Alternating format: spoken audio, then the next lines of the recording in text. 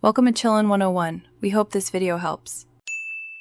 You start by confirming your Android Studio version and making a quick settings backup. This prevents surprises. Next, open File, then Settings on Windows or Preferences on Mac OS. This is where themes live. Once in Settings, locate Appearance and Behavior, then Appearance. You will see the current theme drop-down. Make sure the IDE has internet access if you plan to install external themes, and keep a note of the default theme name so you can revert if needed. You now pick or install the theme. If you want a built-in option, choose from the theme drop-down and click Apply. Changes are immediate. For third-party themes, go to Plugins, open Marketplace, search the theme name, and click Install. Restart the IDE when prompted. Once restarted, return to Appearance to fine-tune font, icon set, and UI scale.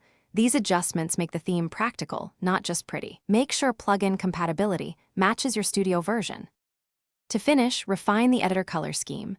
Go to Editor Color Scheme, save a copy, then tweak syntax colors, gutter, and selection opacity to improve readability. Next, check editor font and UI scale so code fits comfortably.